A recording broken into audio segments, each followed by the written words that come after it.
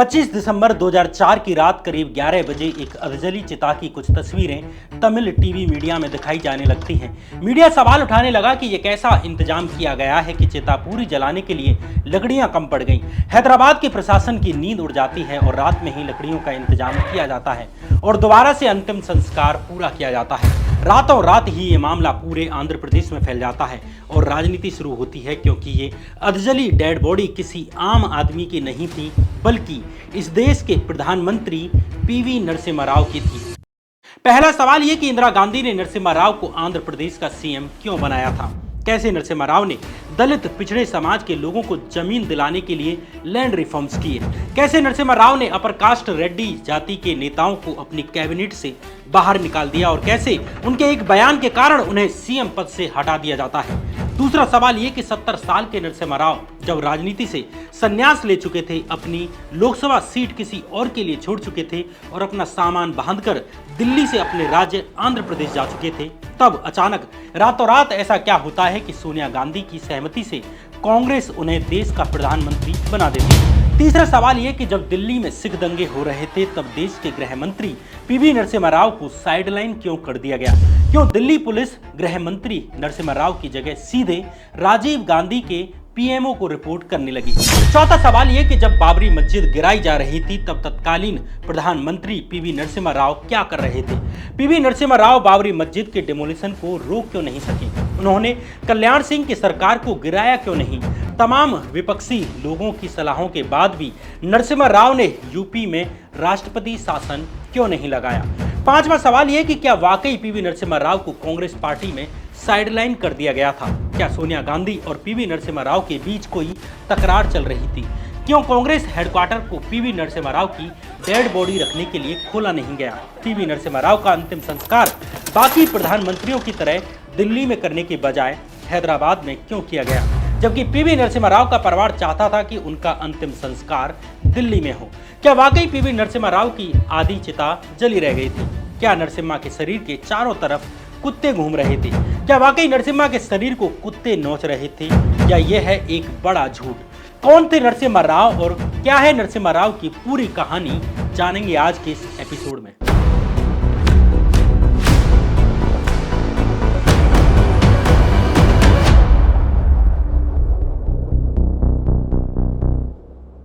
नमस्कार, मैं श्याम मीरा सिंह। 28 जून 1921 तेलंगाना के वंगारा डिस्ट्रिक्ट स्थित एक छोटे से गांव में एक बच्चे का जन्म होता है। उस बच्चे का नाम रखा जाता है पामूल प्रथी वेंकट नरसिम्हा राव, यानी पीवी नरसिम्हा राव। ब्राह्मण परिवार से आने वाले नरसिम्हा राव के घर के जस्ट बगल में एक और ब्राह्मण परिवार रहता था। उस परिवार के पास करीब 1200 एकड़ जमीन थी, लेकिन कोई औलाद न होने के कारण उन्होंने 4 साल के नरसिम्हा राव को गोद ले लिया। साल 1931 में जब नरसिम्हा राव मात्र 10 साल के थे, तभी इसी जमींदार परिवार की एक लड़की सत्यम्मा से नरसिम्हा राव की शादी करा दी जाती है। नरसिम्हा राव नागपुर यूनिवर्सिटी में वकालत की पढ़ाई करने के दौरान से ही आजादी के आंदोलन में भाग लेने लगे थे। इसलिए साल 1951 में जब देश में पहली बार चुनाव हुए, तो कांग्रेस ने उन्हें हैदराबाद की हुजूराबाद लोकसभा सीट से टिकट दे दी। हालांकि इन चुनावों में नरसिम्हा राव की हार होती है। साल 1957 में आंध्र प्रदेश में विधानसभा चुनाव होते हैं, तो नरसिम्हा राव की जीत होती है। साल 1962 में कांग्रेस ने नरसिम्हा राव को आंध्र प्रदेश की सरकार में कानून और सूचना मंत्री बना दिया। आगे नरसिम्हा राव स्वास्थ्य मंत्री और शिक्षा मंत्री का पदभार भी संभालते हैं। इधर साल 1966 में इंदिरा गांधी देश की प्रधानमंत्री बन चुकी थी। चूंकि कांग्रेस के भीतर ही कुछ सीनियर नेता इंदिरा गांधी का विरोध कर रहे थे, इसलिए इंदिरा गांधी ने आम जनता को अपनी साइड करना चाहा। इसके लिए इंदिरा गांधी ने 2 बड़े फैसले लिए। एक, प्राइवेट बैंकों को सरकारी बना दिया, नेशनलाइज कर दिया, और दूसरा, राज परिवारों को मिलने वाली पेंशन यानी प्रीवी पर्स को खत्म कर दिया। इससे इंदिरा गांधी की दलित, वंचित, पिछड़े वर्ग और गरीबों का मसीहा वाली छवि बनने लगती है, या कहें कि वे खुद ये छवि बनाना चाहती थी। लेकिन इसके बावजूद आंध्र प्रदेश के अंदर आने वाले तेलंगाना रीजन में कांग्रेस का भारी विरोध हो रहा था। इसके पीछे 2 कारण थे, एक लैंड ओनरशिप का मामला और दूसरा था आंध्र प्रदेश से अलग करके स्वतंत्र तेलंगाना राज्य बनाए जाने की मांग। दरअसल भारत की आज़ादी के बाद लैंड ओनरशिप एक बड़ी चुनौती बनकर सामने आई, क्योंकि करीब 40% जमीन चंद ताकतवर लोगों के हाथों में थी, जिन्हें जमींदार या जागीरदार कहा जाता था। हालांकि नेहरू और शास्त्री के समय यानी साल 1966 तक आते आते कांग्रेस सरकार ने बड़े बड़े जमींदारों के हाथों से जमीन छीनकर करीब 2 करोड़ लोगों में बांट दी थी। लेकिन यहाँ समस्या ये थी कि ये जमीन भी उन जाति के लोगों के पास ही हाथ लगी जो अपने अपने इलाकों में पावरफुल जातियां थी। वहीं छोटे किसान और बैकवर्ड कास्ट से आने वाले लोगों को अभी भी ये जमीनें नहीं मिली। ऐसे ही हैदराबाद के तेलंगाना रीजन में ये जमीनें रेड्डी और ब्राह्मण कम्युनिटी के लोगों के पास गईं। वहीं दलितों और पिछड़े वर्ग से ताल्लुक रखने वाले लोगों के हाथ में वो जमीनें आईं जो सारी की सारी बंजर थीं। इसलिए आंध्र प्रदेश में लैंड रिफॉर्म का फायदा गरीब और बैकवर्ड कास्ट के लोगों तक नहीं पहुंचा। दूसरा, आंध्र प्रदेश के अंदर आने वाले तेलंगाना रीजन के लोग आंध्र प्रदेश से अलग होकर अपने लिए एक अलग राज्य चाहते थे। इन दोनों कारणों से तेलंगाना रीजन के लोग कांग्रेस के खिलाफ हो जाते हैं। उस वक्त आंध्र प्रदेश के मुख्यमंत्री के ब्रह्मानंद थे जो रेड्डी कम्युनिटी से आते थे और रेड्डी एक पावरफुल जमींदार कास्ट थी। इसलिए इंदिरा गांधी एक ऐसे नेता की तलाश कर रही थी जो तेलंगाना में कांग्रेस को जिंदा कर सके। चूंकि नरसिम्हा राव लैंड रिफॉर्म के समर्थक थे और जमींदारों का वर्चस्व खत्म करना चाहते थे, इसलिए वे इंदिरा गांधी की पहली पसंद बन जाते हैं और इस तरह साल 1971 के सितंबर महीने में के ब्रह्मानंद को हटाकर नरसिम्हा राव को आंध्र प्रदेश का नया मुख्यमंत्री बना दिया जाता है। सीएम बनते ही नरसिम्हा राव ने लैंड रिफॉर्म लॉ के लिए ड्राफ्ट तैयार करना शुरू कर दिया। इस ड्राफ्ट में कहा गया कि एक इंसान 30 से 54 एकड़ ड्राई लैंड अपने पास रख सकता है और 12 से 27 एकड़ वेटलैंड ही अपने पास रख सकता है। इससे ज्यादा जमीन जिसके पास होगी वो सारी जमीन सरकार के अंडर आ जाएगी। नरसिम्हा राव का यह फैसला काफी ज्यादा बोल्ड था क्योंकि खुद उनके पास बहुत ज्यादा जमीन थी। इसके अलावा नरसिम्हा राव की कैबिनेट में भी कई मंत्री ऐसे थे जिनके पास काफी ज्यादा जमीनें थी। वो सब एक्स्ट्रा जमीन अब सरकार की होने जा रही थी। लेकिन राव के इस फैसले से उनके करीबी नेता और कैबिनेट मंत्री काफी नाराज हो जाते हैं। कई अपोजिशन लीडर और जमींदार कम्युनिटी भी उनकी दुश्मन बन जाती है। कांग्रेस पार्टी के भीतर भी नरसिम्हा राव के खिलाफ बगावत शुरू हो जाती है। लैंड रिफॉर्म लॉ लाने के बाद नरसिम्हा राव ने एक और बड़ा फैसला ले डाला और वो फैसला था अपनी कैबिनेट से रेड्डी कम्युनिटी से ताल्लुक रखने वाले जमींदार नेताओं को बाहर करना और बैकवर्ड कास्ट से संबंध रखने वाले नेताओं को अपनी कैबिनेट में जगह देना। नरसिम्हा राव ने अपने एक भाषण में कहा कि ये जमींदार बबूल के पेड़ की तरह हैं जो दूसरे छोटे पौधों को बढ़ने में रुकावट डालते हैं। इन बड़े बबूल के पेड़ों को हटाने की जरूरत है ताकि नए पेड़ बड़े हो सकें। इस बीच 3 अक्टूबर 1972 को सुप्रीम कोर्ट का एक ऐतिहासिक फैसला आता है जिसमें कहा जाता है कि मुल्की रूल बरकरार रहेंगे। दरअसल मुल्की रूल को निजाम हुकूमत में बनाया गया था, यानी जो पहले हैदराबाद का राजा था उसके समय पर ये नियम बनाए गए थे जिन्हें मुल्की रूल कहा जाता था, जिनके मुताबिक तेलंगाना रीजन में रहने वाले लोगों को सरकारी नौकरियों में रिजर्वेशन दिया जाता था। इस कारण आंध्र प्रदेश के दूसरे रीजन में रहने वाले लोग इस कानून का विरोध करते थे। जब कोर्ट का यह फैसला आया तब नरसिम्हा राव दिल्ली से लौट रहे थे। इस मसले पर एक न्यूज रिपोर्टर ने उनसे प्रतिक्रिया मांगी। इस पर नरसिम्हा राव रिपोर्टर से कहते हैं कि सुप्रीम कोर्ट का यह फैसला मुल्की रूल के ऊपर बरसों से चली आ रही बहस को अब खत्म कर देगा। हमारी सरकार इसे लागू करेगी। नरसिम्हा राव की इस प्रतिक्रिया के बाद आम लोगों में यह संदेश गया कि तेलंगाना से ताल्लुक रखने वाले मुख्यमंत्री नरसिम्हा राव अपने इलाके को फायदा पहुंचाने के बारे में सोच रहे हैं। इस कारण अब नरसिम्हा राव के खिलाफ सड़कों पर काफी बड़ी संख्या में प्रोटेस्ट शुरू हो जाते हैं। दूसरी तरफ जो लोग नरसिम्हा राव के लैंड रिफॉर्म लॉ के फैसले से नाराज थे उन्हें उनके ऊपर अटैक करने का अब एक बड़ा अवसर मिल जाता है। नरसिम्हा राव की कैबिनेट से भी 8 मंत्रियों ने इस्तीफा दे दिया। वहीं नाराज लोगों की भीड़ सिर्फ नरसिम्हा राव के खिलाफ प्रदर्शन नहीं कर रही थी बल्कि उनके निशाने पर प्रधानमंत्री इंदिरा गांधी भी आने लगी। अपने खिलाफ उठती आवाजों को देखते हुए इंदिरा गांधी को लगने लगता है कि राव की लैंड रिफॉर्म पॉलिसी और मुल्की रूल पर दी गई उनकी प्रतिक्रिया खुद की लोकप्रियता पर भी असर डाल रही है, यानी इंदिरा गांधी की लोकप्रियता पर भी असर डाल रही है। इन सबको देखते हुए 16 जनवरी 1973 के दिन नरसिम्हा राव को पार्टी हाईकमांड दिल्ली आने के लिए कहती है। यहां उनसे कहा जाता है कि पार्टी हाईकमांड ने आंध्र प्रदेश में राष्ट्रपति शासन लगाने का फैसला लिया है। अंततः नरसिम्हा राव अगले दिन गवर्नर को अपना इस्तीफा सौंप देते हैं। इस तरह 2 सालों तक मुख्यमंत्री के पद पर आसीन रहे नरसिम्हा राव के सर से मुख्यमंत्री का ताज उतार लिया जाता है। इस पूरे घटनाक्रम को नरसिम्हा राव के करियर के एंड के रूप में देखा जाने लगा। साल 1973 के जनवरी महीने में आंध्र प्रदेश में शुरू हुआ ये राष्ट्रपति शासन करीब 1 साल बाद दिसंबर 1973 में हटा दिया जाता है। इस दौरान इंदिरा गांधी को नरसिम्हा राव के कई करीबी लोग सुझाव देते हैं कि उन्हें दोबारा से मुख्यमंत्री बना दिया जाए, लेकिन इंदिरा गांधी को यह फैसला सही नहीं लगता। इंदिरा इस बार एक ऐसा लीडर चाहती थी जो तेलंगाना और आंध्रा दोनों रीजन के हालात को शांत कर सके और फाइनली वो जलागम वेंगाला राव को मुख्यमंत्री की गद्दी पर बिठा देती हैं। वेंगाला राव आंध्र प्रदेश से ताल्लुक रखते थे और अब तेलंगाना में सेटल हो चुके थे। वह आंध्रा और तेलंगाना दोनों रीजन की परिस्थितियों को बेहतर तरीके से समझ सकते थे। कांग्रेस पार्टी के भीतर बढ़ती नाराजगी और रेड्डी कम्युनिटी के लोगों को शांत करने के लिए नए मुख्यमंत्री जलागम वेंगाला राव लैंड रिफॉर्म लॉ पर रोक लगा देते हैं।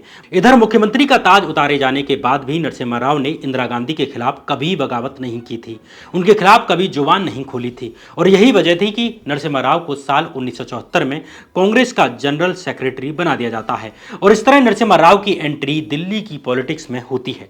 ये वो दौर था जब इंदिरा गांधी के खिलाफ जेपी आंदोलन चरम पर चल रहा था। छात्रों का एक आंदोलन देश भर में इंदिरा गांधी के खिलाफ एक जन आंदोलन का स्वरूप ले चुका था। जेपी आंदोलन को बढ़ता देख 26 जून 1975 की देर रात इंदिरा गांधी ने इमरजेंसी का ऐलान कर दिया। इमरजेंसी एक अलग टॉपिक है, इसलिए यहां उसकी बात करना जरूरी नहीं है, इसे एक अलग वीडियो में विस्तार से बताऊंगा। पूरे 21 महीने बाद इंदिरा गांधी ने साल 1975 में इमरजेंसी खत्म करके नए लोकसभा चुनावों का ऐलान कर दिया, लेकिन इन चुनावों में इंदिरा गांधी अपनी खुद की सीट भी हार जाती हैं और कांग्रेस को 543 लोकसभा सीट में से सिर्फ 154 सीटों पर ही जीत मिलती है। हालांकि 1977 के इन चुनावों में कांग्रेस ने भले ही उत्तर भारत में खराब प्रदर्शन किया था, लेकिन दक्षिण भारत में कांग्रेस को तब भी अच्छी खासी सीटें मिली।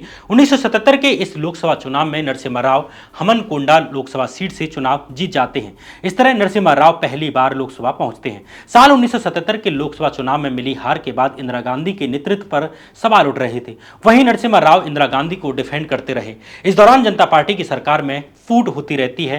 पहले मोरारजी देसाई प्रधानमंत्री बनते हैं और फिर चौधरी चरण सिंह। अंत में 1980 में एक बार फिर से चुनाव होते हैं। इस चुनाव में कांग्रेस शानदार प्रदर्शन करते हुए दोबारा से 353 सीटें जीतने में कामयाब रहती है। एक बार फिर इंदिरा गांधी देश की प्रधानमंत्री बन जाती हैं और मुश्किल वक्त में वफादारी के साथ खड़े रहने के कारण नरसिम्हा राव को विदेश मंत्री का पद मिलता है। इस तरह साल 1982 आते आते नरसिम्हा राव इंदिरा गांधी के सबसे ट्रस्टेड एडवाइजर्स में से एक बन जाते हैं। इसी साल नरसिम्हा राव को राष्ट्रपति बनाए जाने पर भी विचार किया जाने लगा। इंदिरा गांधी के प्रिंसिपल सेक्रेटरी रहे पीसी अलेक्जेंडर के मुताबिक उस वक्त नए राष्ट्रपति बनाए जाने को लेकर दो नामों के ऊपर चर्चा हो रही थी। ये दो नाम थे नरसिम्हा राव और ज्ञानी जेल सिंह। नरसिम्हा राव ब्राह्मण परिवार से ताल्लुक रखते थे, वहीं ज्ञानी जेल सिंह एक सिख थे। उस वक्त दक्षिण भारत के ज्यादातर राजनीतिक दल एक ब्राह्मण से ज्यादा सिख उम्मीदवार को प्रायोरिटी देना चाहते थे और यही कारण था कि राष्ट्रपति बनने के रेस में ज्ञानी जेल सिंह नरसिम्हा राव से आगे निकल जाते हैं और राष्ट्रपति बनते हैं। इधर इंदिरा गांधी के फैसले के बाद जून 1984 में इंडियन आर्मी ने पंजाब के जर्नैल सिंह भिंडरावाले को खत्म करने के लिए ऑपरेशन ब्लू स्टार किया। चूंकि यह ऑपरेशन सिखों के पवित्र स्थान स्वर्ण मंदिर में किया गया था, इसलिए सिखों में भारी नाराजगी थी और इंदिरा गांधी की जान को भी खतरा था। वैसे वक्त में इंदिरा गांधी ने अपने सबसे वफादार नेता नरसिम्हा राव को गृह मंत्रालय की जिम्मेदारी सौंप दी। लेकिन ऑपरेशन ब्लू स्टार के 4 महीने बाद ही इंदिरा गांधी के बॉडीगार्ड्स ने ही इंदिरा गांधी की जघन्य तरीके से हत्या कर दी। इंदिरा गांधी की हत्या के बाद उसी शाम उनके बड़े बेटे राजीव गांधी को प्रधानमंत्री बना दिया जाता है। उस वक्त दिल्ली पुलिस तत्कालीन गृह मंत्री नरसिम्हा राव के हाथों में थी।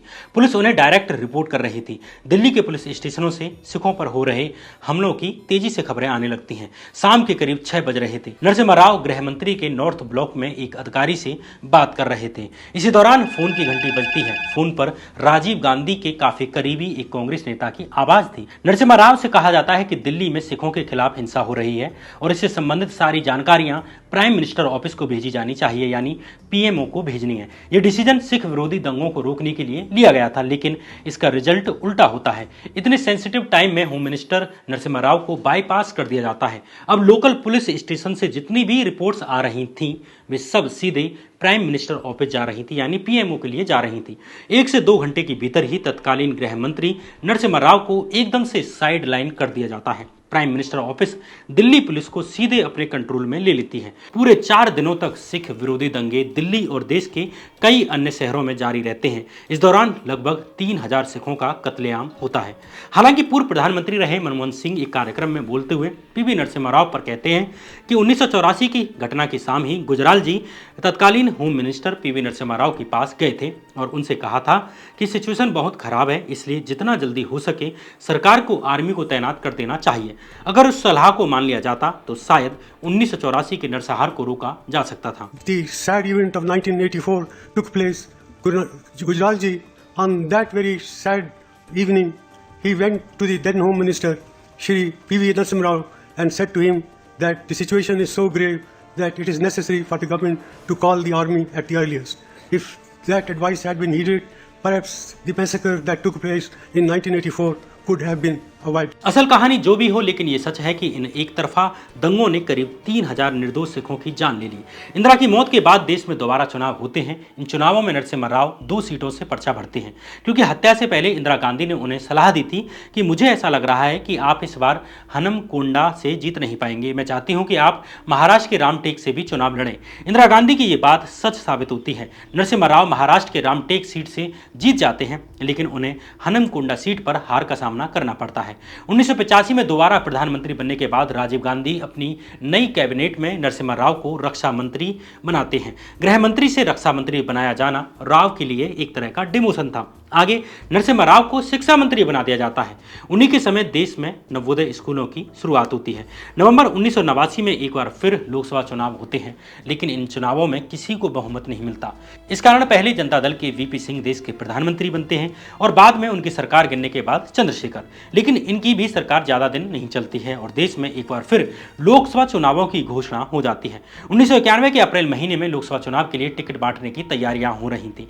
तभी नरसिम्हा राव को कानों कान खबर लगती है कि राजीव गांधी कांग्रेस के भीतर नौजवान कैंडिडेट्स ढूंढ रहे हैं। उस वक्त नरसिम्हा राव की उम्र 70 साल हो चुकी थी और उनकी तबीयत भी कुछ ठीक नहीं रहती थी। साल 1990 में नरसिम्हा राव की हार्ट की सर्जरी भी हुई थी।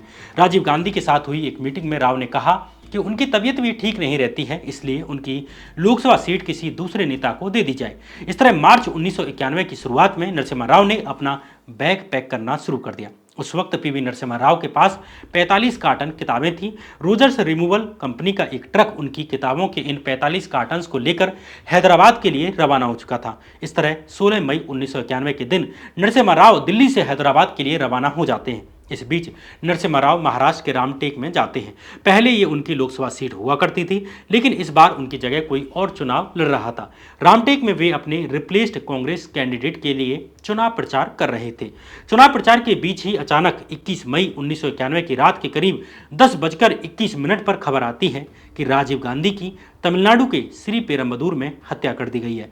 राजीव गांधी का शव अगले दिन यानी 22 मई 1991 को सुबह दिल्ली लाया जाता है। नरसिम्हा राव को जैसे ही राजीव गांधी की हत्या का पता चलता है, वे सीधे राजीव गांधी के आवास 10 जनपद पर पहुंचते हैं। 10 जनपद पर लोगों की भीड़ लगातार बढ़ती ही जा रही थी। इससे पहले ही प्रणब मुखर्जी, आर.के. धवन और एम.एल. फुतेदार जैसे कांग्रेस के वरिष्ठ नेताओं ने 10 जनपद के लॉन में ही राजीव गांधी के लौटने के इंतजार में रात गुजारी थी। इस दौरान लोगों के बीच दबी जुबान में ये डिस्कशन भी चल रहा था कि अब कांग्रेस की अगुवाई कौन करेगा। नरसिम्हा राव के बगल में प्रणब मुखर्जी खड़े थे। प्रणब मुखर्जी ने नरसिम्हा राव से कहा कि कांग्रेस का नेतृत्व आप संभालिए। इस पर राव कहते हैं कि अभी तो अर्थी भी नहीं उठी है, लोग कहेंगे कि आप राजनीति कर रहे हैं, जिसको सब मिलकर डिसाइड करेंगे वो कांग्रेस का नेतृत्व संभालेगा। इस पर प्रणब मुखर्जी कहते हैं, लेकिन आपके नाम पर गंभीरता से विचार किया जा रहा है। राजीव गांधी के अंतिम संस्कार के बाद सोनिया गांधी इंदिरा गांधी के पूर्व प्रमुख सचिव रहे पीएन हक्सर को अपने आवास 10 जनपद पर बुलाती हैं। सोनिया गांधी हक्सर से पूछती हैं कि आपकी राय में कांग्रेस अध्यक्ष पद के लिए कौन व्यक्ति सबसे उपयुक्त रहेगा। हक्सर तत्कालीन उपराष्ट्रपति शंकर दयाल शर्मा का नाम सुझाते हैं। सोनिया गांधी नटवर सिंह और अरुणा आसफ अली को बुलाती हैं और कहती हैं कि आप शंकर दयाल शर्मा से बात कीजिए। नटवर सिंह बताते हैं कि वे और अरुणा आसफ अली शंकर दयाल शर्मा के पास कांग्रेस अध्यक्ष पद की पेशकश लेकर जाते हैं, लेकिन शंकर दयाल शर्मा कहते हैं कि उनकी तबीयत अब ठीक नहीं रहती है, इसलिए वे इस ऑफर को एक्सेप्ट नहीं कर सकते। शंकर दयाल शर्मा के इनकार के बाद सोनिया गांधी पीएन हक्सर से कोई और नाम सुझाने के लिए कहती है और इस बार पीएन हक्सर नरसिम्हा राव को कांग्रेस अध्यक्ष बनाए जाने की सलाह देते हैं। नीरजा चौधरी अपनी किताब हाउ प्राइम मिनिस्टर डिसाइड्स में लिखती हैं कि पार्टी के वफादारों की सलाह पर सोनिया गांधी नरसिम्हा राव को कांग्रेस अध्यक्ष चुनने का फैसला लेती हैं। इस तरह नरसिम्हा राव कांग्रेस के अध्यक्ष बन जाते हैं। 1991 के चुनावों में कांग्रेस को 521 सीटों में से 232 सीटों पर जीत हासिल होती है। वहीं जनता दल को 59 सीटें मिलती हैं। अंततः कांग्रेस और जनता दल मिलकर सरकार बना लेते हैं और नरसिम्हा राव प्राइम मिनिस्टर बन जाते हैं। जिस वक्त पीवी नरसिम्हा राव देश के प्रधानमंत्री बने उस वक्त देश की आर्थिक हालत बहुत खराब थी। देश का खजाना लगभग खत्म हो चुका था। इसलिए नरसिम्हा राव ने मनमोहन सिंह को फाइनेंस मिनिस्टर बनाया। इस तरह नरसिम्हा राव और मनमोहन सिंह ने मिलकर 1991 के इकोनॉमिक लिबरलाइजेशन को अंजाम दिया। इसे लेकर मैंने एक डिटेल्ड वीडियो बनाई है जिसका लिंक कमेंट बॉक्स में आपको मिल जाएगा। इसलिए मैं पीवी नरसिम्हा राव के समय हुए हिस्टोरिकल इकोनॉमिक रिफॉर्म्स की बात इस वीडियो में स्किप कर रहा हूं। इस वीडियो में हम पॉलिटिकल इवेंट्स पर ज़्यादा बात करेंगे। जिस वक्त पीवी नरसिम्हा राव देश के प्रधानमंत्री बने उस वक्त बाबरी मस्जिद और राम जन्मभूमि विवाद अपने पीक पर पहुंच चुका था। 1991 के यूपी विधानसभा चुनावों में बीजेपी उत्तर प्रदेश की सबसे बड़ी पार्टी बनकर उभरी थी और सपा सरकार से बाहर हो चुकी थी और भाजपा नेता कल्याण सिंह यूपी के मुख्यमंत्री बन गए। उत्तर प्रदेश में बीजेपी सरकार बनते ही यूपी सरकार बाबरी मस्जिद के पास की 2.77 एकड़ जमीन अपने कब्जे में ले लेती है। इसके बाद अक्टूबर 1991 में बाबरी मस्जिद के पास के पुराने स्ट्रक्चर को तोड़ना शुरू कर दिया जाता है। हालांकि इस मामले में सुप्रीम कोर्ट के दखल के बाद इस डिमोलिशन को रोक दिया जाता है।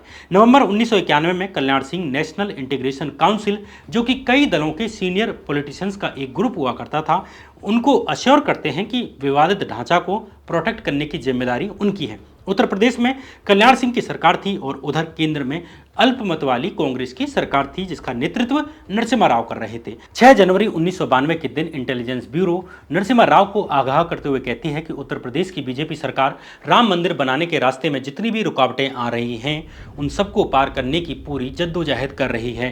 इधर कांग्रेस के भीतर एक अलग ही तरह की अंदरूनी गहमागहमी चल रही थी। कांग्रेस नेता अर्जुन सिंह नरसिम्हा राव को एक चिट्ठी लिखकर उत्तर प्रदेश की बीजेपी सरकार के खिलाफ ठोस कदम उठाने की सलाह देते हैं। इधर जुलाई 1992 में कल्याण सिंह सरकार अपने किए वायदे और सुप्रीम कोर्ट के फैसले की धज्जियां उड़ाते हुए बाबरी मस्जिद के पास के स्ट्रक्चर को दोबारा से तोड़ना शुरू कर देती है, जिस पर सुप्रीम कोर्ट ने रोक लगा दी थी। इस घटना के बाद 9 जुलाई 1992 को कांग्रेस के 20 सांसद नरसिम्हा राव को एक चिट्ठी लिखते हैं जिसमें वे बाबरी मस्जिद को प्रोटेक्ट करने की अपील करते हैं। 23 जुलाई 1992 तक मस्जिद के अहाते में मौजूद पुराने स्ट्रक्चर को जो तोड़ा जा रहा था वह जारी रहता है। इसके बाद एक बार फिर सुप्रीम कोर्ट के हस्तक्षेप के बाद इस डिमोलिशन को रोक दिया जाता है।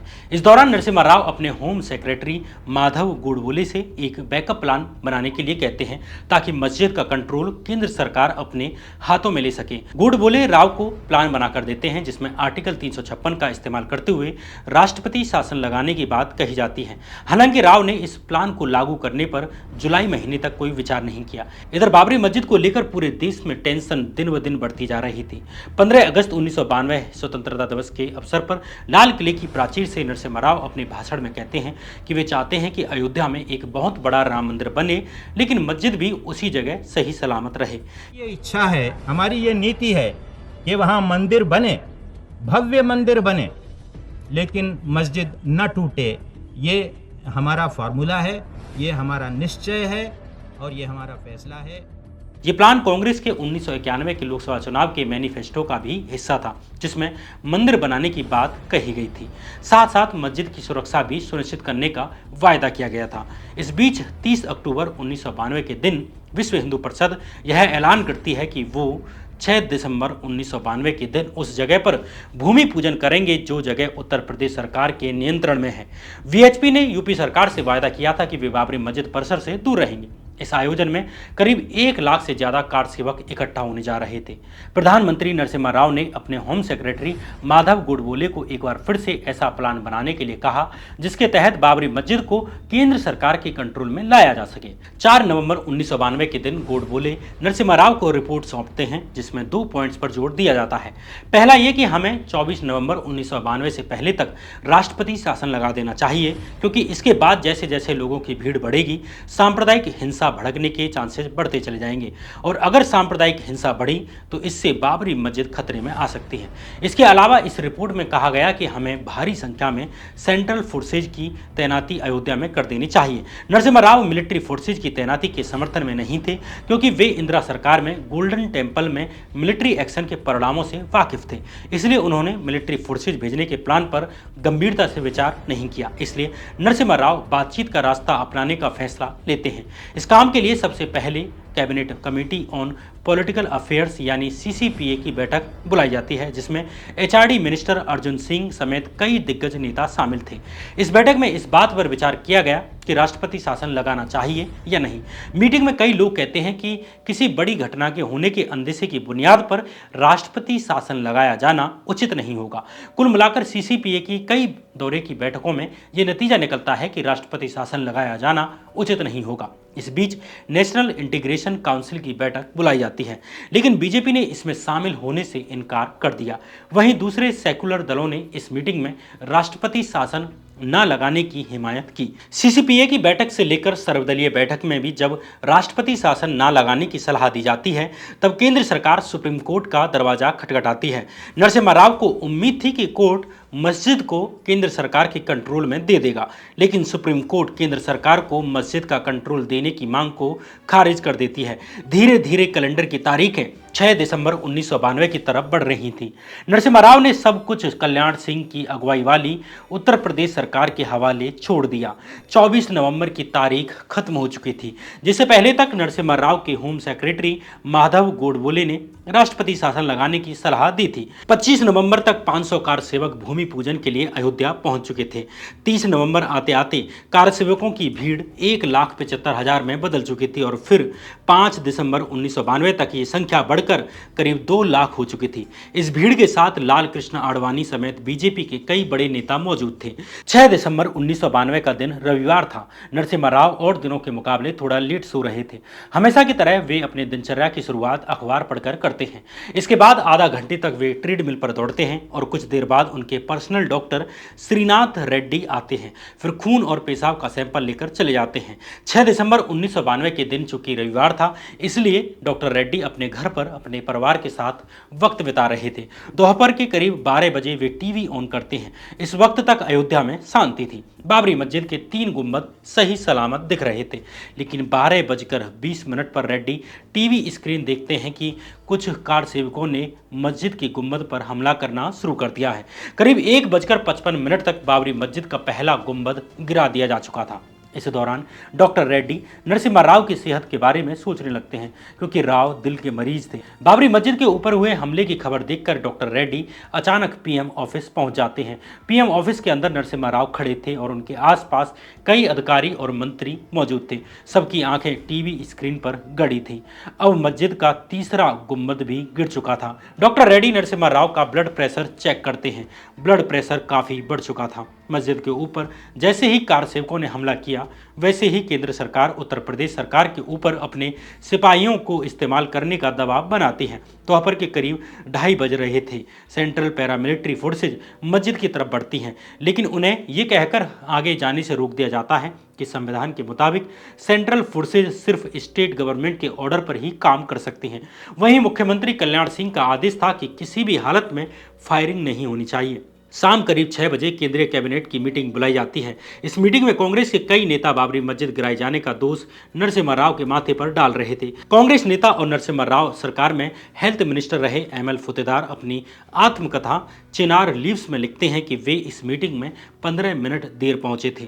मीटिंग में सन्नाटा पसरा हुआ था। वे पूछते हैं कि सबकी बोलती बंद क्यों है। मीटिंग में मौजूद माधवराव सिंधिया कहते हैं कि क्या आपको नहीं पता है कि बाबरी मस्जिद गिरा दी गई है। इसके बाद फतेदार नरसिम्हा राव की तरफ देखते हुए कहते हैं कि राव साहब, इसके लिए आप जिम्मेदार हैं।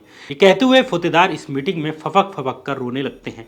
शाम 6:30 बजे सेंट्रल गवर्नमेंट की कैबिनेट यूपी सरकार को बर्खास्त करने का फैसला लेती है, लेकिन 6:45 पर कल्याण सिंह खुद मुख्यमंत्री के पद से इस्तीफा दे देते हैं। देश भर के मुसलमान बाबरी मस्जिद गिराए जाने के बाद नाराज थे।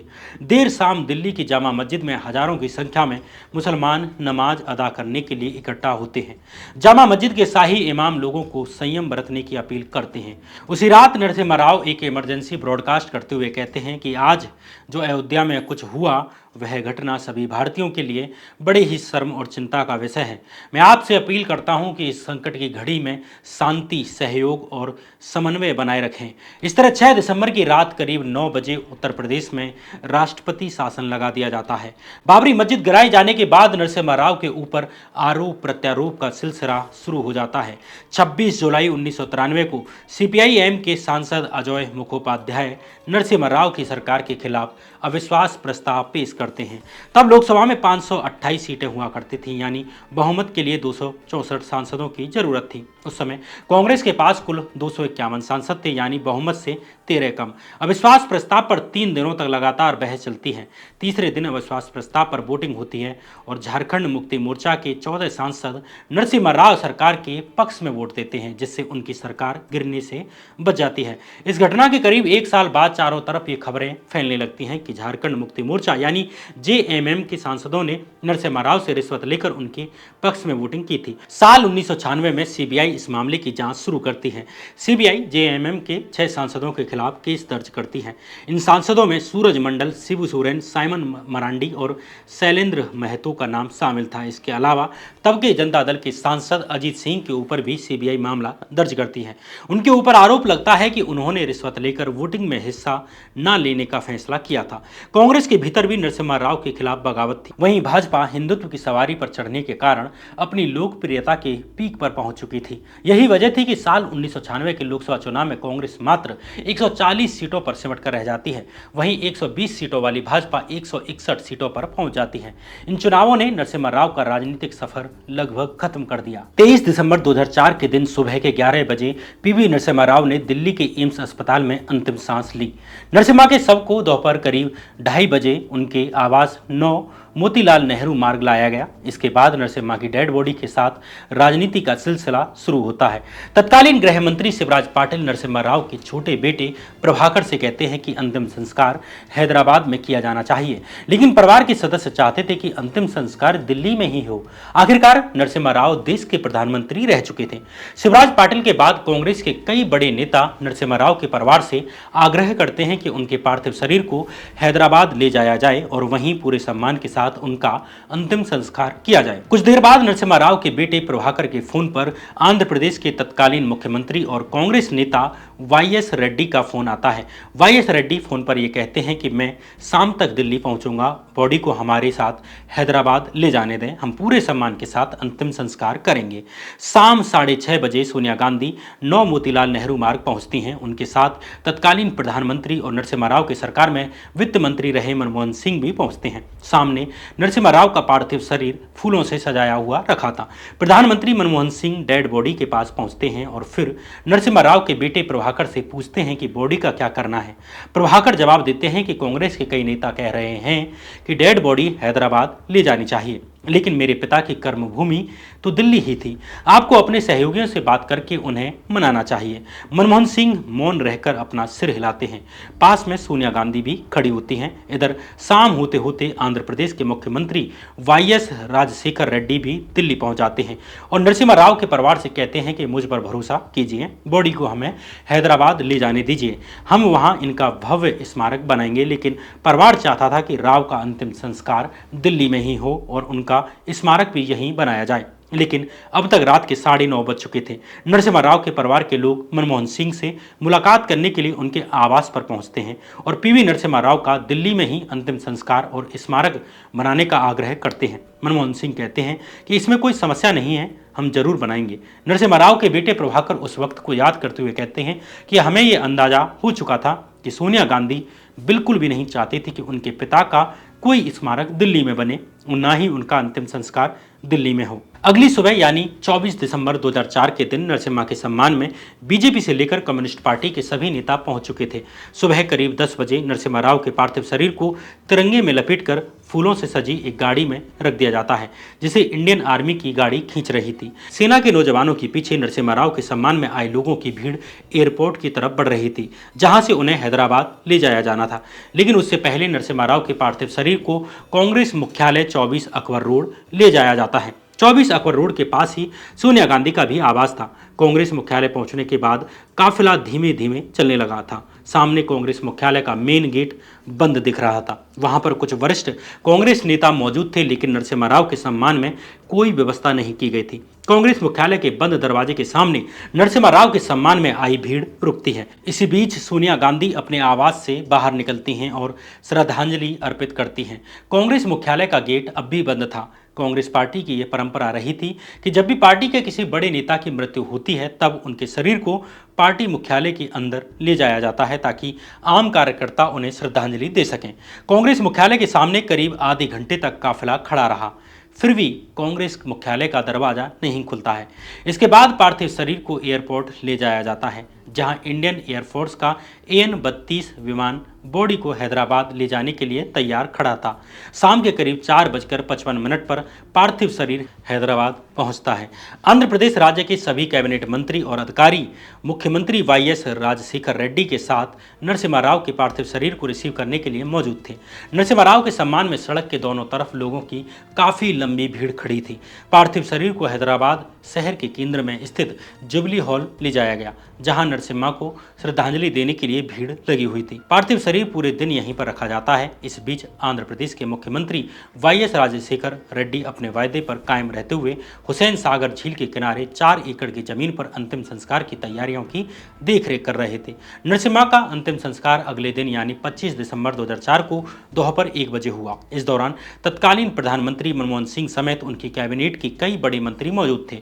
बीजेपी नेता लाल कृष्ण आडवाणी भी वहां पर मौजूद थे, लेकिन सोनिया गांधी नरसिम्हा राव के अंतिम संस्कार में शामिल नहीं होती हैं। नरसिम्हा राव की चिता को अग्नि दे दी जाती है। इसके बाद वहां मौजूद लोग चले जाते हैं। फिर टेलीविजन पर एक तस्वीर घूमने लगती है जिसमें नरसिम्हा राव की चिता आधी जली होती है। यहाँ कुछ चैनलों द्वारा ये फैलाने की कोशिश की जाती है कि नरसिम्हा राव की अधजली डेड बॉडी को कुत्ते नोच रहे थे। हो सकता है कि आपने भी इस खबर को सुना हो। ये काफी संवेदनशील विषय है, इसलिए इसकी बारीकी से जांच करनी होगी। पहला सवाल कि नरसिम्हा राव के अधजले शरीर को कुत्ते नोच रहे थे, इस तथ्य का जन्म कहां से हुआ? ज्यादातर न्यूज चैनल पत्रकार विनय सीतापति की किताब का जिक्र करते हैं, जिसमें लिखा है, उस रात टेलीविजन चैनलों ने आधे जले हुए शरीर यानी राव के शरीर के दृश्य दिखाए। खोपड़ी अभी भी दिखाई दे रही थी जो लावारिस पड़ा था। आवारा कुत्ते अंतिम संस्कार की चिता के चारों तरफ घूम रहे थे। ऊपर हेडलाइन में जी न्यूज नोचने की बात लिखता है, वहीं नीचे आर्टिकल में लिख रहा है कि चारों तरफ घूम रहे थे। अब देखते हैं कि बाकी न्यूज वेबसाइट्स ने क्या लिखा है। ऐसे ही जनसत्ता अखबार ने भी विनय सीतापति की किताब को कोट करते हुए लिखा है कि आवारा कुत्ते अंतिम संस्कार की चिता को खींच रहे थे। इसके अलावा एक वीडियो में PV नरसिम्हा राव के खुद के बेटे प्रभाकर राव भी इस घटना के बारे में बताते हैं कि जब हम रात के 11 बजे सोने जा रहे थे तभी मेरी बहन का फोन आया कि वो काफ़ी डिस्टर्ब थी। उसने मुझे कहा कि टीवी देखो। मैंने कहा कि तुम खुद बता दो। इस पर उसने कहा कि वे अधजले शरीर की बहुत डिस्टर्बिंग विजुअल्स दिखा रहे हैं और शमशान में कुछ आवारा कुत्ते घूम रहे हैं। They said, no, they are showing some very disturbing visuals of half-burned body and some stray dogs there loitering in the burial ground.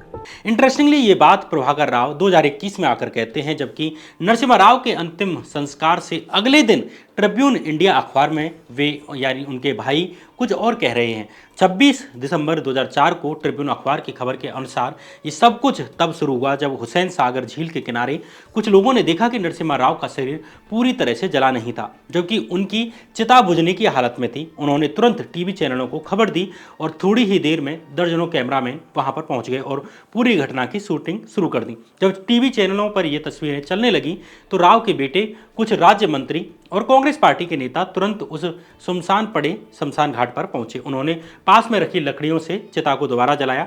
इसके बाद पुलिस ने पूरा इलाका घेर लिया और आम लोगों की आवाजाही पर रोक लगा दी। ट्रिब्यून अखबार के अनुसार नरसिम्हा राव के परिवार वाले और कुछ मंत्री टीवी वालों से नाराज थे कि उन्होंने ये तस्वीरें चिता के जलने के 9 घंटे बाद ही क्यों चला दी। एक पुरोहित ने यह भी कहा कि एक शरीर को पूरी तरह राख बनने में कम से कम 24 घंटे लगते हैं। नरसिम्हा राव के दूसरे बेटे PV राजेश्वर राव को कोट करते हुए उस समय ट्रिब्यून अखबार लिखता है कि नरसिम्हा राव के बेटे PV राजेश्वर राव ने कहा है कि चिंता की कोई बात नहीं है, सारे धार्मिक नियमों का पालन हुआ है। हमें बताया गया था कि शरीर को पूरी तरह राख बनने में 24 घंटे लगते हैं। ट्रिब्यून अखबार के अनुसार पुजारी ने बताया कि राव के परिवार के सदस्य कपाल मोक्षम अनुष्ठान संपन्न होने के बाद ही वहां से चले गए थे। इस पूरी खबर में कहीं भी नरसिम्हा राव के अधजले शरीर को कुत्तों द्वारा नोचने वाली बात नहीं है। जबकि ये खबर नरसिम्हा राव के अंतिम संस्कार के अगले दिन की ही है। ट्रिब्यून की खबर पढ़ने पर यह ही लगता है कि राव की चिता जिसे जले हुए अभी मात्र कुछ एक घंटे ही हुए थे कि कुछ लोगों ने मीडिया को खबर दे दी कि चिता बुझने वाली है। इसके बाद मीडिया ने अर्ध जले नरसिम्हा राव की तस्वीरों को टीवी पर दिखाना शुरू कर दिया, जबकि चिता को जले हुए अभी भी मात्र 9 घंटे हुए थे। आमतौर पर शव को जलने में 24 घंटे लगते हैं। यहाँ दो बात मानी जा सकती हैं। एक ये कि संभवतः चिता को पूरा जलने से पहले ही ये तस्वीरें ले ली गईं, जो बड़ी ही डिस्टर्बिंग थी, या हो सकता है कि लकड़ियां कुछ कम पड़ गई होंगी, जिसकी चिंता कुछ लोगों ने की और मीडिया को सूचना दे दी। हालांकि आंध्रा के अधिकारियों ने इन आरोपों से इनकार करते हुए कहा कि उन्होंने 3 टन चंदन और 2 टन जलाऊ लकड़ी का इंतजाम किया था, और अगर नरसिम्हा राव के अंतिम संस्कार के समय की वीडियो और तस्वीरों को भी अगर देखा जाए तो ऐसा नहीं लगता है कि उनके अंतिम संस्कार के लिए लकड़ियां कम रखी गई थी या जानबूझकर कोई कमी छोड़ी गई थी। लेकिन कहीं भी कुत्तों द्वारा नरसिम्हा राव के शरीर को नोचने वाली बात सही नहीं दिखती। न उस समय के ट्रिब्यून अखबार के इस खबर में इसका जिक्र किया गया है और न ही नरसिम्हा राव के परिवार ने उस समय ऐसा कोई बयान दिया है। सिर्फ लकड़ियों कम पड़ने वाली बात जरूर सामने आई थी। इंटरेस्टिंगली, जिन पत्रकार विनय सीतापति की किताब का जिक्र मीडिया द्वारा किया जाता है, उन्होंने अपने इन शब्दों के लिए कि नरसिम्हा राव की चिता को कुत्ते नोच रहे थे, इसके लिए कोई सोर्स नहीं दिया है। वे किस आधार पर यह बात कह रहे हैं, इस बात का कोई सोर्स उन्होंने नहीं दिया। उन्होंने इस बात के लिए ट्रिब्यून की खबर का सोर्स जरूर दिया है कि उस दिन नरसिम्हा राव की अजली चिता की तस्वीरें तमिल मीडिया ने रात की 11 बजे दिखाई दी, लेकिन कुत्ते नोच रहे थे इस बात का सोर्स उन्होंने अपनी किताब में नहीं दिया है। ट्रिब्यून की खबर में भी कहीं भी कुत्तों वाली बात का जिक्र नहीं है। इंटरेस्टिंगली, मीडिया विनय सीतापति की किताब की इन्हीं लाइन्स को कोट करता है जिनका कि कोई सोर्स नहीं है। आगे विनय सीतापति अपनी किताब में नरसिम्हा राव के पुराने सहयोगी रहे पीवीआर के प्रसाद का जिक्र करते हैं, जो उस वक्त एक लोकल टीवी चैनल के लिए नरसिम्हा राव के अंतिम संस्कार को कवर कर रहे थे। इंटरेस्टिंगली, पीवीआर के प्रसाद इस बात को पूरी तरह से नकार देते हैं कि राव का शरीर अधजला रह गया था। विनय सीतापति की ही किताब के अनुसार पीवीआर के प्रसाद ने कहा, शरीर जल चुका था, लेकिन राख की बनावट से शरीर की आकृति अब भी नजर आ रही थी। प्रसाद ने साफ कहा कि ये जो अधजले शरीर की बात है वो असल में लोगों के दिमाग में बैठी नाराजगी का नतीजा थी। आगे पीवीआर के प्रसाद कहते हैं कि अधजले शरीर की कहानी दरअसल राव के अपमान को लेकर जनता के गुस्से की अभिव्यक्ति थी। यानी साफ है, नरसिम्हा राव के शरीर को कुत्तों द्वारा नोचने वाली बात अतिरंजित है, इसमें कोई सच्चाई नहीं है। कुत्तों के शमशान क्षेत्र में घूमने वाली बात भी कहीं ना कहीं इसलिए जोड़ी गई ताकि ऐसा दिखाया जा सके कि नरसिम्हा राव के साथ कितना बुरा हुआ। दूसरी बात, कुत्तों द्वारा नोचने वाली बात को इस कॉमन सेंस से भी खारिज किया जा सकता है कि कुत्ते जली चिता के पास कैसे जा सकते हैं। मैंने पत्रकार विनय सीतापति को ईमेल करके ये जानने की कोशिश भी की कि कुत्तों द्वारा नरसिम्हा राव के शरीर को नोचने वाली बात का सोर्स क्या है, तो उनकी तरफ से अभी तक मेरे ईमेल पर कोई रिप्लाई नहीं आया। अगर उनकी तरफ से कोई रिप्लाई कभी आया तो उसे मैं डिस्क्रिप्शन बॉक्स में डाल दूंगा। यहाँ एक प्रश्न मन में ये भी उठता है कि आखिर कांग्रेस के अंदर नरसिम्हा राव को अलग थलग क्यों कर दिया गया था, और सोनिया गांधी की नरसिम्हा राव से नाराजगी के कारण क्या रहे होंगे। क्यों कांग्रेस नरसिम्हा राव को उस तरह से प्रोजेक्ट नहीं करती जैसे वह अपने बाकी पुराने बड़े नेताओं को करती रही है, जबकि नरसिम्हा राव तो कांग्रेस की तरफ से 5 साल प्रधानमंत्री भी रहे थे। इस सवाल का जवाब द प्रिंट पर छपे सौरभ रॉय बर्मन के आर्टिकल में मिलता है। सौरभ रॉय बर्मन लिखते हैं कि कई किताबों में, जैसे नटवर सिंह की one life is not enough और केवी थॉमस की किताबों में, ये साफ कहा गया है कि सोनिया गांधी और नरसिम्हा राव के बीच कड़वाहट की एक बड़ी वजह थी राजीव गांधी की हत्या की जांच, जो सोनिया गांधी को लगता था कि उसकी जांच जो है वो धीमी गति से चल रही है। नरसिम्हा राव से सोनिया गांधी और कांग्रेस के नेताओं की नाराजगी की एक बड़ी वजह बाबरी विध्वंस की घटना भी थी, जो नरसिम्हा राव के काल में हुई थी, क्योंकि इस एक घटना ने कांग्रेस की सरकार की सेक्युलर छवि को नुकसान पहुंचाया था, खासकर मुस्लिम समुदाय के बीच। और यही कारण है कि कांग्रेस नेता मणिशंकर अय्यर ने तो उन्हें एक बार भारत का पहला बीजेपी प्रधानमंत्री तक कह दिया था। राव के नेतृत्व के कारण ही 1996 के चुनावों में कांग्रेस पार्टी 244 सीटों से सीधे 140 सीटों पर आ गई थी। यही कुछ कारण थे कि जिनकी वजह से नरसिम्हा राव धीरे धीरे कांग्रेस में से गायब हो गए थे। हालांकि वे रिटायर तो 1991 में ही हो रहे थे। कहीं ना कहीं राव के समय बाबरी मस्जिद के टूटने की बड़ी घटना के बाद कांग्रेस ने राव के साथ अपना एसोसिएशन बंद कर दिया था। नरसिम्हा राव की मौत के बाद मिली गजट नाम के अखबार में छपी जनवरी 2005 की एक खबर के अनुसार जब हाल ही में नरसिम्हा राव गांधी भवन हैदराबाद गए तो वहां उनका स्वागत करने के लिए कोई मौजूद नहीं था। कांग्रेस नेताओं ने उन्हें पार्टी की बैठकों से भी दूर रखने की कोशिश की, क्योंकि उन्हें डर था कि उनके कृत्य पार्टी की छवि को नुकसान पहुंचा सकते हैं।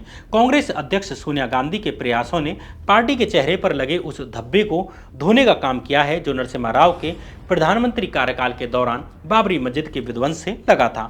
नरसिम्हा राव की इस इक्वेशन के कारण ही भाजपा कई बार नरसिम्हा राव के अंतिम दिनों में उन्हें कांग्रेस में साइडलाइन किए जाने के मुद्दे को उठाती रही है।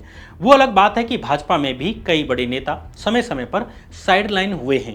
वे लाल कृष्ण आडवाणी, यशवंत सिन्हा, गोविंदाचार्य, भैरव सिंह शेखावत, जसवंत सिंह, संजय जोशी और हरेन पांड्या की तो रहस्यमयी तरीके से हत्या भी हुई थी। लेकिन सोनिया गांधी और कांग्रेस को टारगेट करने के लिए समय समय पर भाजपा नरसिम्हा राव का मुद्दा उठाती रहती है और इसलिए साल 2015 में बीजेपी सरकार ने दिल्ली में नरसिम्हा राव की याद में एक मेमोरियल घाट बनाया था। वहीं साल 2024 में नरेंद्र मोदी की अगुवाई वाली बीजेपी सरकार ने नरसिम्हा राव को भारत रत्न से सम्मानित किया था। ये कुल कहानी थी पीवी नरसिम्हा राव की। नरसिम्हा राव भले ही आज राजनीति में लगभग भुला दिए गए हैं, लेकिन बाबरी मस्जिद प्रकरण और उनके द्वारा 1991 में किए गए क्रांतिकारी आर्थिक सुधारों के कारण वे हमेशा याद किए जाते रहेंगे। नरसिम्हा राव के आर्थिक सुधारों पर हमने एक प्रॉपर वीडियो बनाई है। इस वीडियो में आप देख सकते हैं कि किस तरह नरसिम्हा राव और मनमोहन सिंह ने देश को बैंकरप्ट होने से बचाया। इसकी लिंक आपको डिस्क्रिप्शन बॉक्स में मिल जाएगी। तब तक के लिए बने रहिए इसी चैनल पर। नमस्कार।